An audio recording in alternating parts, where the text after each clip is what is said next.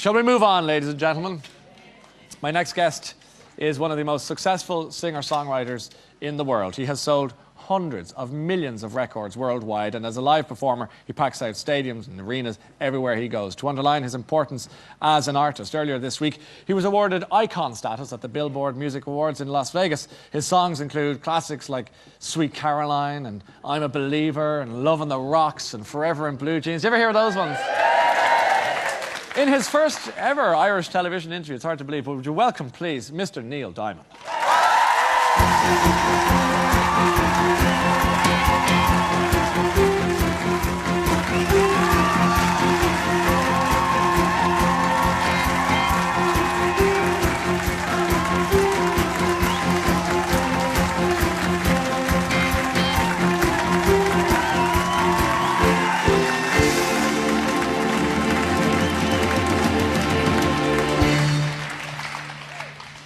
A low-key response to your arrival on the show there, Neil? I think everybody's depressed. I hope not. Not anymore. Welcome to the show. Welcome back to Ireland. You're a regular visitor. Well, thank you so much for having me. Is it the case that I could have introduced you in another life as Dr. Neil Diamond? Well, I tried. I really wanted to be a doctor. I was good at science from the time I was a kid. I had my own microscope, and I tried all kinds of things. I thought I was going to be a doctor because of my affinity for science, but music came along. Yeah. It took precedence. It wiped everything out of the way. I started taking guitar lessons and piano lessons when I was 16, and after that there was nothing. I went through the motions at university, but music was where I was going. That's where you wanted to be. The Brill Building is, we talk about icons, it's an iconic place. Just remind people who don't know what it was and what you were doing there. Well, there's a section in New York, there was, called Tin Pan Alley, and it was where the music publishers and record companies and record producers, the music business essentially, and record business was located within a few blocks. And the office buildings were filled with music publishers and singers and songwriters and people trying to find a way to make a name. These TV shows, I don't know, do you have a TV show here called Irish Idol? We have something very similar, yes, absolutely. Okay, well, so there's, you know, we didn't have that then. We had to do it the old-fashioned way. We had to knock on doors and hope that somebody would accept us, and I did that for years. I did that for 8 years until I got my big break, and it was a wonderful, exciting time for me. It was fun. It was exciting. Who were the other people you were writing with or around and at the time that we would all know now, of course? I don't know if you'd know them. I was just a kid trying to get in. Yeah. You know, I didn't have any success really until I started writing for myself. And my songs were pretty terrible because I didn't really understand what I had to do to write songs. Yeah. They were words and they were music, but they were not great. You know, there was nothing personal, there was nothing passionate about them. And it wasn't until I was desperate at the very last moment of my travels and prayers and hopes that I finally got to understand what I had to do to write good music, and that was basically to put myself as a human being into the music. It had to be not some copy of some song I heard on the radio. It had to be something original from me. And from that point on, my world changed. I went from a kid knocking around on the streets and wearing a cotton winter coat for years in New York to somebody who suddenly had chart records and was doing personal appearances, and I had a future. My future was laid out, and all I had to do was work hard, and it became a reality. Well, what do you consider to be your jackpot moment for your career, where things went bingo, it's all good? Well, it all changed, really. I did a demo of one of my songs, and I hired a singing group of girls. I spent the whole budget on the singing group because I really wanted the demo to be as good as I could possibly make it. And one of the girls in the group turned out to be one of the most famous songwriter producers of the time. She was helping out a girlfriend who couldn't make the session, and so she showed up, and she liked the way I sang. I don't know if the song was any good. I don't even remember what the song was, but her name was Ellie Greenwich. She's passed on now, but she heard something that she liked, and she said, I want my husband to hear you, and I want you to bring your demos, and we're going to listen to you. And they did, and they got me my first important job as a staff songwriter, although I'd had a number of jobs as a staff songwriter before then. Ellie and Jeff got me my first really important one, and when I was fired from that job, which I had been fired from every staff writing job I'd had, they agreed to produce me as an artist. I asked, I begged, and they agreed, and that was the start of my career. And when you wrote, for example, I'm a Believer, yes, did you feel that you were onto something with that? It's a song that people hear today. It feels as fresh as it was the day you wrote it for some reason. Do you know when you're sitting on something as quality as that? I had no idea with I'm a Believer. It was just one of the songs in my second album. Yeah. And I had no idea that it would be a hit. It might not have been a hit for me, but a group that was very big on television at the time called the Monkees recorded it, and it became an enormous hit. And suddenly I had just had my first hit, a record called Cherry Cherry. Yes. And then the Monkees came out with I'm a Believer, and I was a hot commodity. Yes. I was a singer and a songwriter for myself as well as a writer for someone else. But I had no idea that it would do what it did. Would it be a little forward to ask you to maybe give us a few bars of that while you're here? I mean, I think the audience would love to.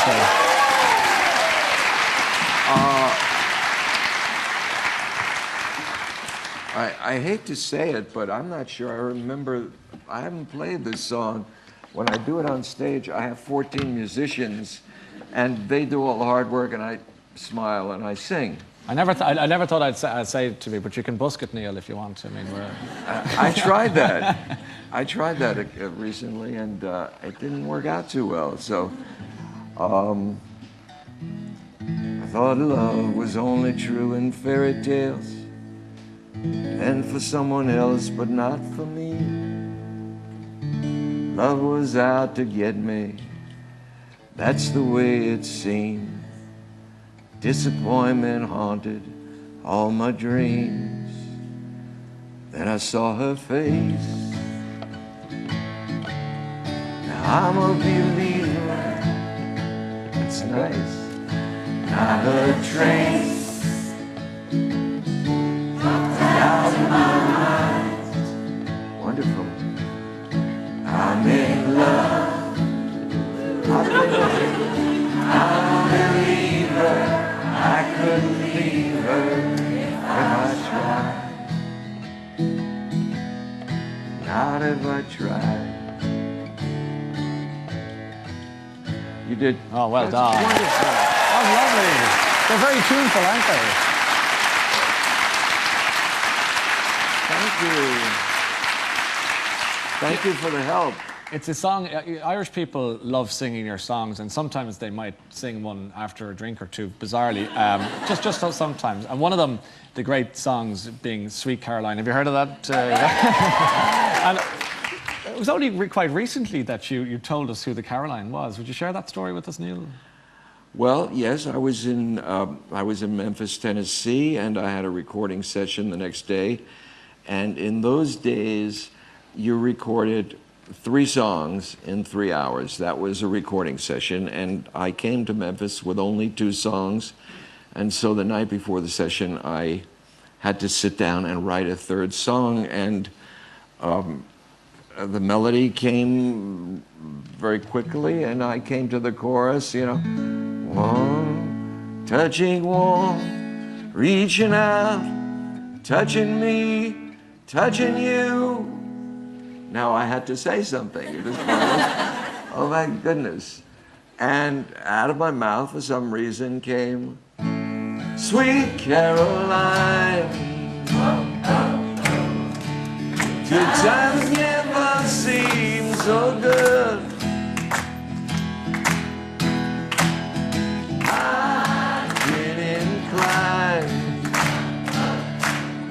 to believe they never would. Oh, no, no. Keep going, it's lovely. Well,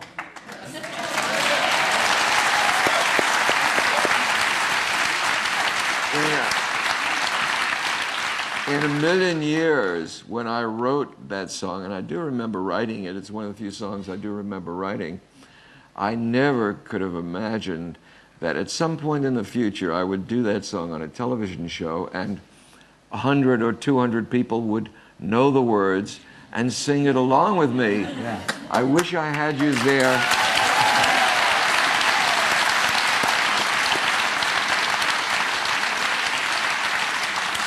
It was beautiful. I wish I had you there that night when I was struggling to find out what the words were, because you obviously know the words. And I didn't know them at all. So it would have been a big help, and I think we may have to travel together.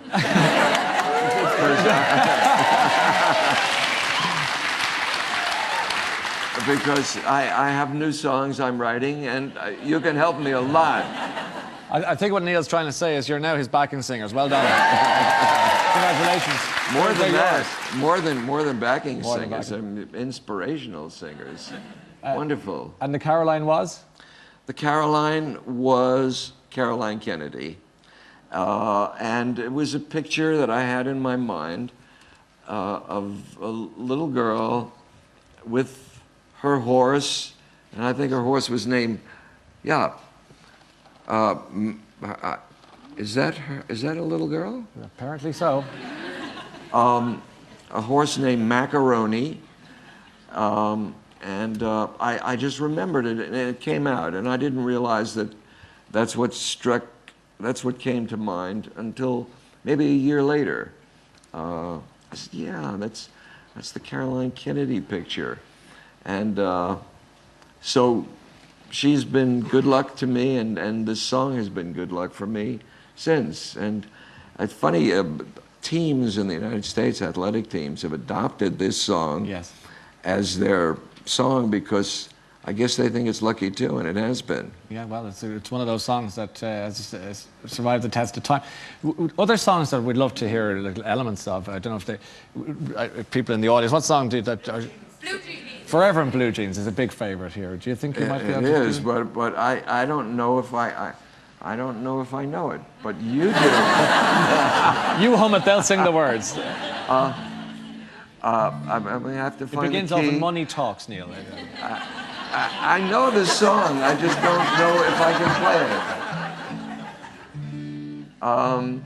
it. Can we do it without me playing? Yeah. Yeah? Oh, money talks, but it don't sing and dance and it don't walk. As long as I can have you here with me, I'd much rather be forever in blue jeans. Yeah. Second verse. Bum, bum, bum, bum. Honey is sweet, but it ain't nothing next to baby's treat. And if you'll pardon me, I'd like to say we'll do okay forever in blue jeans. Wonderful, Good. thank you. Good. A film that and soundtrack, of course, that did huge business for you, but also for a lot of people watching tonight. They loved it. Was The Jazz Singer. Yes, And that's right. You remember The Jazz Singer, right? And that was your acting debut, as I understand. Is that correct? It was not only my acting debut, but it was the end of my acting career. Beginning and the end. And it was a well-deserved ending. I was lost. I was scared every day that I woke up. I knew that I would have to work with the greatest actor in the English world, Sir Laurence Olivier. I had never been on a set before of a movie. I didn't have an acting teacher. His dialogue coach was kind enough to help me, and Sir Laurence himself was kind enough to help me as well. And I went to him many times and said, how do I do this scene? How do I relate to that actor? And in one particular instance, there was a method actor that I was working with, and method actors don't really follow the books. They read the lines, but they go off into their own sphere, and it's very difficult to relate to somebody who's doing that, especially if you're practicing it.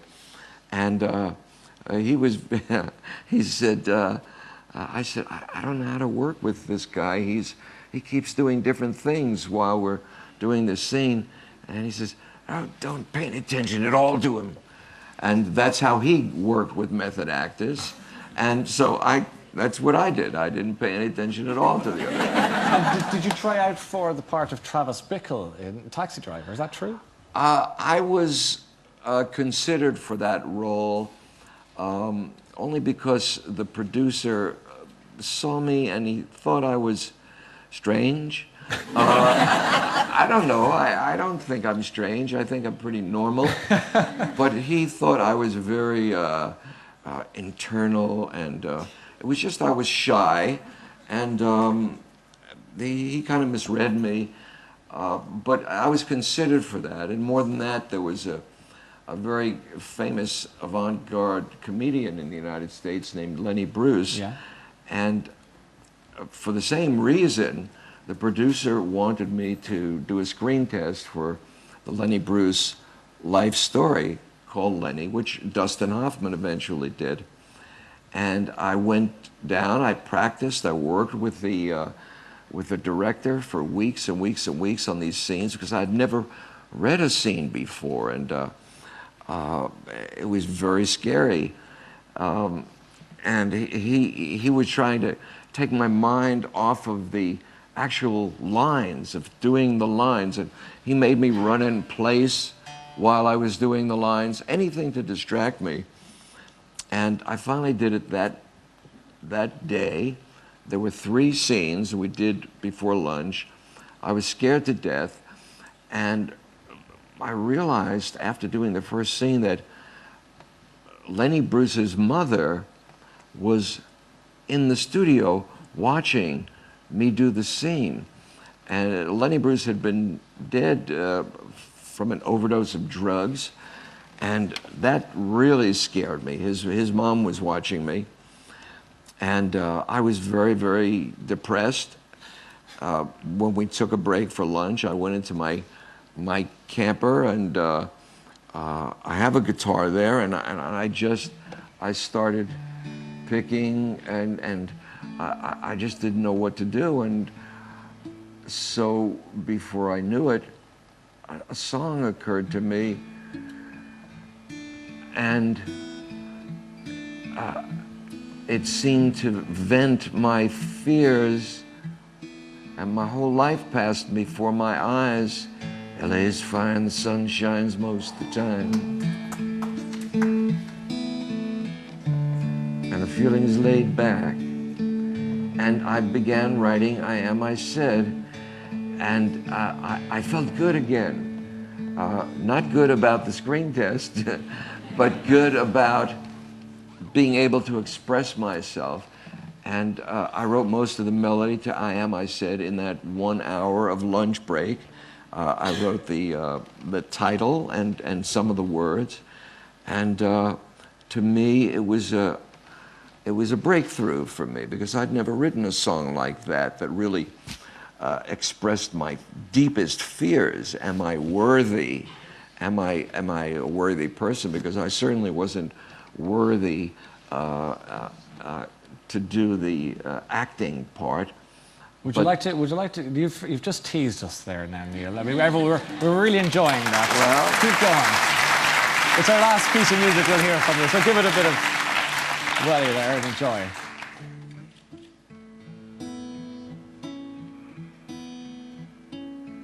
LA's fine, the sun shines most of the time, and the feeling is laid back. Palm trees grow and rents are low, but you know I keep thinking about making my way back. Well, I'm New York City born and raised, but nowadays I'm lost between two shores.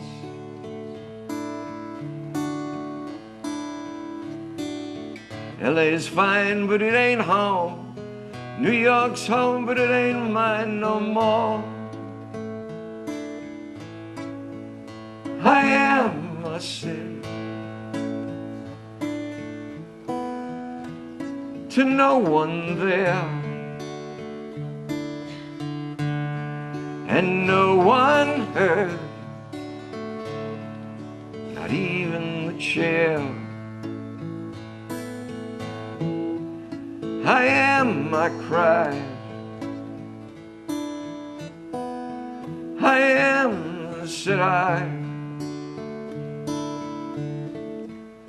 and I am lost, and I can even see why,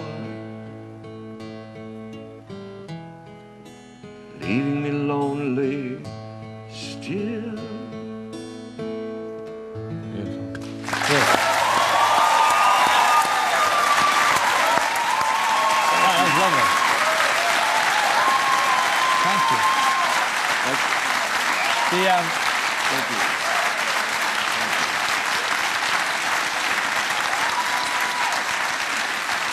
Thank you. Well, that song came to my rescue at that moment. I couldn't have been more adrift in a sea of self-doubt and fear at that moment, and this song came along like a lifeboat and saved me. When you play, you'll be playing the Aviva Stadium in Dublin in June. Will you play all the hits, or can we expect to see all those wonderful songs one after another? Yes, I want to play all the classic music. I want to do all the songs that people love. I'm not getting any younger. I don't know how long I can do this, and I want to give as much as I possibly can now, while I have a voice, while I have the passion and the energy for it. It's been a real pleasure and an honor to have you sitting here singing with us, and as you can hear from the audience, they're very pleased to see you. Thanks for coming and good luck. Neil Diamond. Neil Diamond. Thank you so much. Wow. Thank you. Neil Diamond. And Neil will be playing the Aviva Stadium. He's playing the Aviva Stadium on June 25th. Your special guest is a lady called Mary Byrne. I think you'll enjoy that. I'm looking to that, yeah. You're hearing about that, and further details can be found at mcd.ie. I'll be there. Look forward to seeing you again. And, wonderful. Thanks for coming to see us this evening. Wonderful. That is it for part one, ladies and gentlemen. Do join us after the break. There is so much more to come, so stay with us. Thank you.